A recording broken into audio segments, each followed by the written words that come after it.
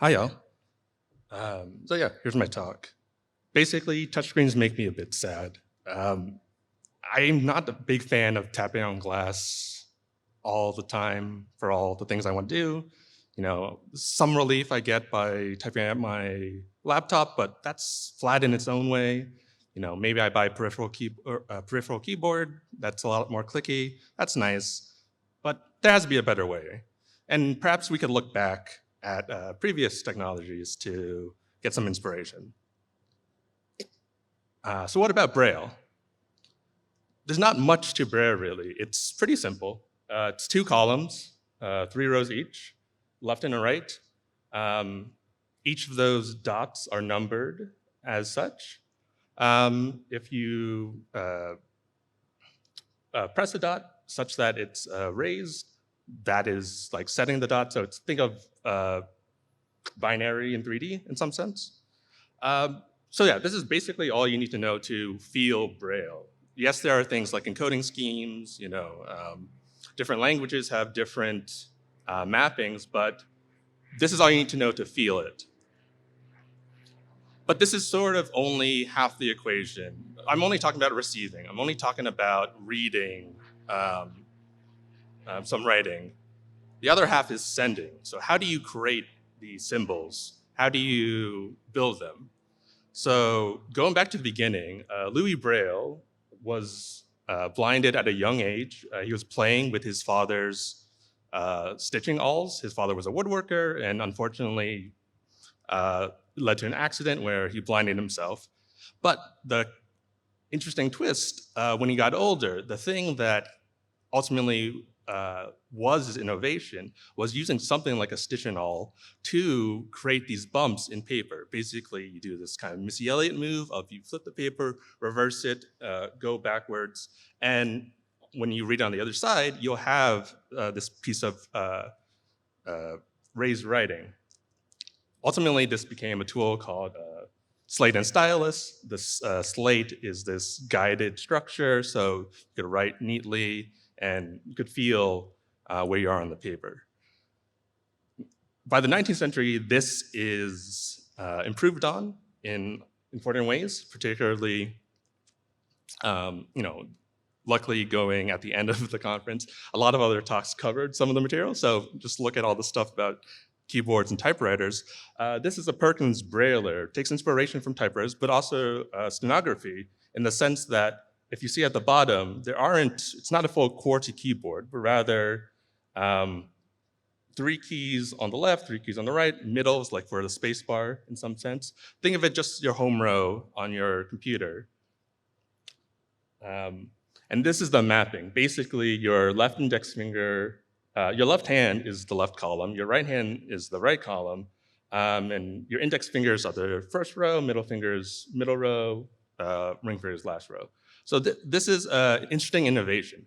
Now it takes the remapping rather than being direct manipulation of in spatially placing the dots yourself. Now you're going to the trouble, or you have the benefit of muscle memory, and so you could reliably always hit the one cell, or combinations thereof, right? Oops. The innovation here, why I brought up stenographs, is the idea is you chord combinations. So to hit a full Braille cell that where you want to raise, let's say 1, 4, 2, you can now just chord those on your left and right hand. So that's the innovation of Perkins Brailler.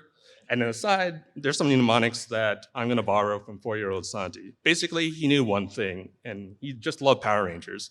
And this is helpful because I know at least 6 colors, and I could count up to 6. So taking that diagram I had earlier, I could just color the fingers to each end, and I kind of end up remaking hand turkeys in some sense, and that's kind of appropriate for this location.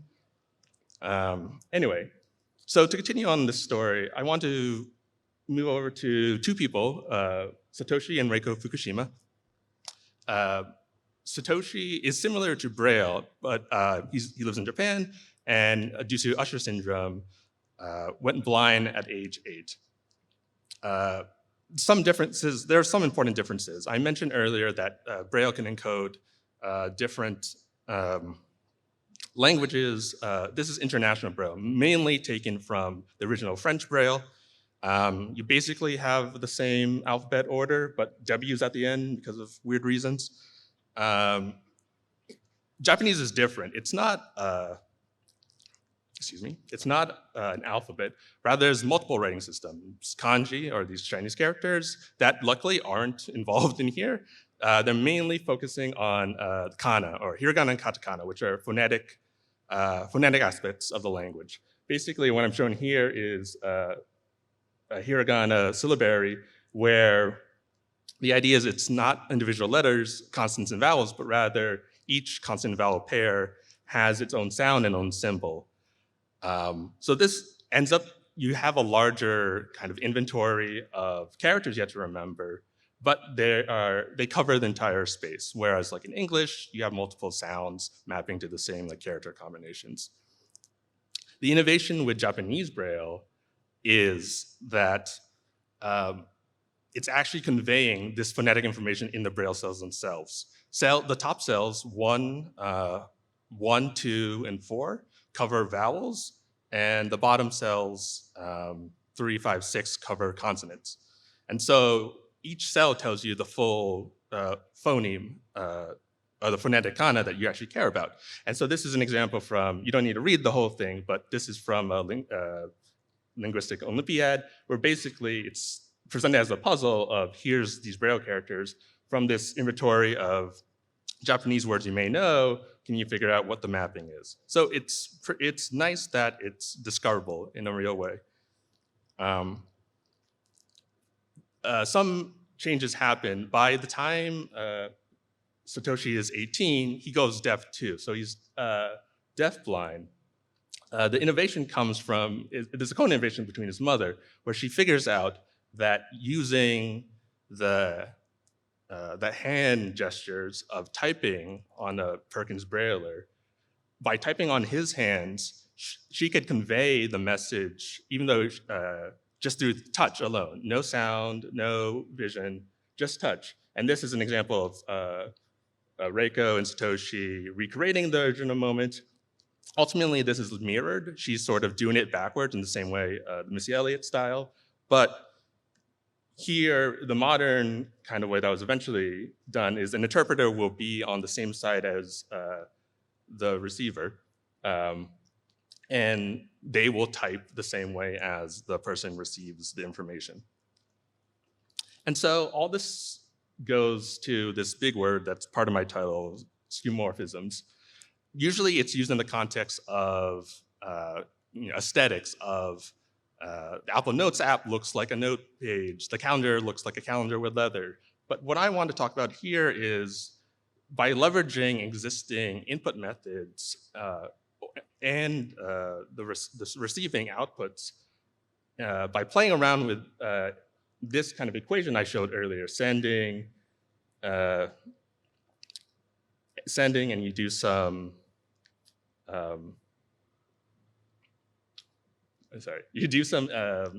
indirection and then you get receiving. If we play around with this equation, we could get some interesting innovations. So it starts off with the slate and stylus. You start off with the slate as ascending, you do the Missy Elliott flip and reverse it, and you get Braille structure.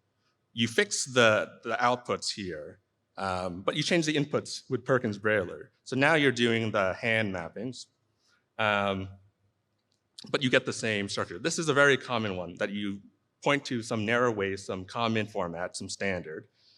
But what really cool with Japanese finger Braille is we change the output to the same input. Now sending is receiving, and this is a really cool insight that Satoshi and Reiko Fukushima developed. So jumping back, I started off with my kind of concern about touchscreens in the modern world. There's a lot of, the space of accessible technologies is like really vast, much bigger than I could cover. in BangBangCon 2016, Sina Baram covered screen readers. He's a blind developer, and it was a really cool talk. Please watch it. Voiceover stuff exists. Refreshable braille displays exist. Even on the iPhone, you could do this Perkins-Braille mapping, and it's really cool. But my favorite thing is something called screen away mode. Basically, because you don't need the screen, you could face it away from you. You could just feel the stuff. And now, from your point of view, we started here. These are still the same Perkins-Braille mappings. If we rotate it a bit, now the hand positions is the same as the Braille cell itself. It's the same shape. So we're doing this trick again of changing the inputs and getting the same outputs. I'm not adept enough at doing things live, so this is a recording of me doing it on my iPhone. Basically, I pull it out, and I could type with I'm slowly typing a message here. But ultimately, it's a really cool thing where I don't have to look if I were better at it, but I could still get the core of it is the feelings in my hands. That's where the tactility is, not in the glass, but rather the muscle memory from how I type, how I create these Braille, typing Braille. So that's what I'm gonna say. Anyway, thank you, BangBangCon.